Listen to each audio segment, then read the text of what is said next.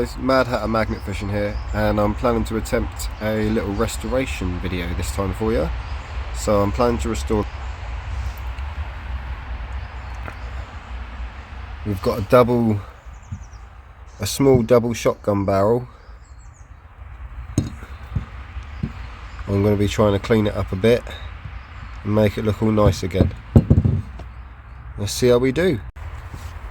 Right guys, so first things first, obviously safety first. I'm wearing a mask, I've got eye protection and I've got gloves on, but I'm going to have a brush and just take off any of the excess.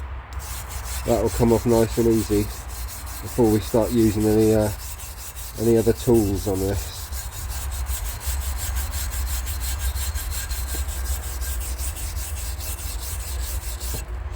Just to take off anything that comes off nice and easy, and see what we're actually dealing with in the end. Right, now I'm going to speed this up for you guys so it's not such a long boring process for you.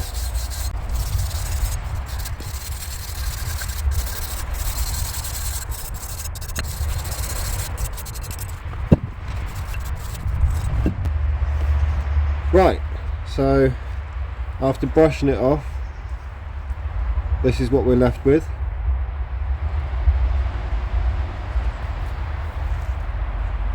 Not too bad really.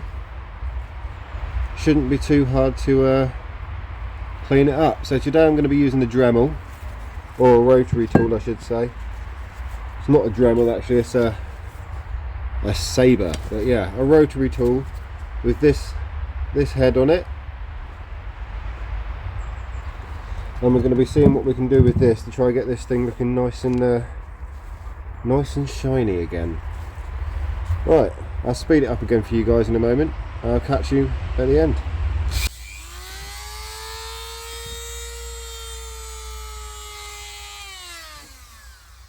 Actually, before I do that, I will just say that it's got different levels. So level 1, level 2, level 3, all the way up to level 6, but or max, sorry, which I guess would be level 7, but I never use that far. I find probably somewhere between level 1 and 3 is usually pretty good, so we'll go with level 2.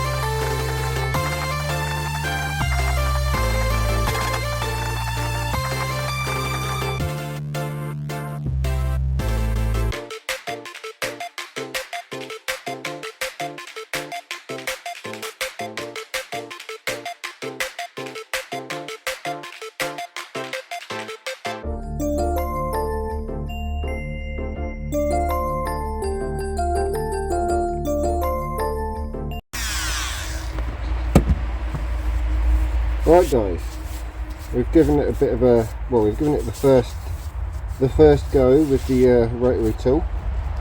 We'll pick up our wire brush, give it a bit of a dust off, and see how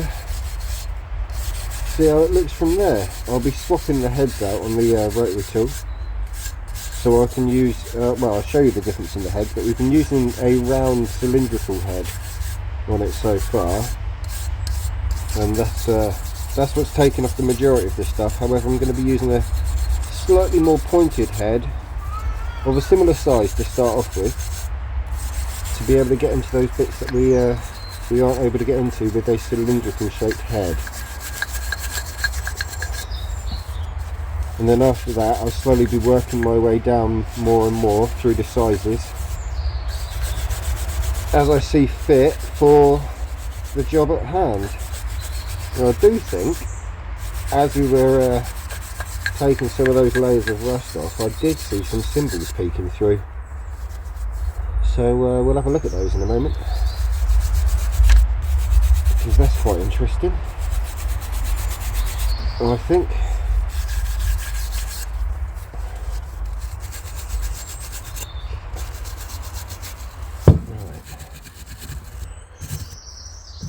right, there we go then. That's how it looks after the first go over.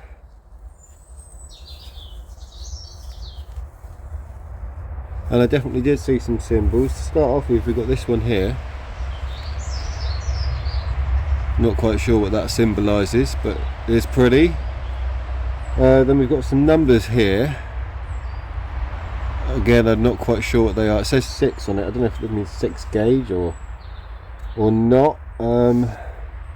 We've got a 12 down here as well, I believe, so that might be 12 gauge. I don't know if the camera's picking that up. I'm not sure if you'll be able to see that. And then over this side we've got some lettering, I believe. Up here to start off with, we've got, let me see, maybe an R, an RV, and then a little cross symbol with an R below that, and another symbol below that, but it's hard to make out just there. And then underneath that we've got another symbol, but again that's hard to make out. And then we've got a crown with an oval, and I'm not sure, something LG with a star. If anyone can work out what we're looking at with these symbols, please do let me know. Right, crack on to the next part of the job then.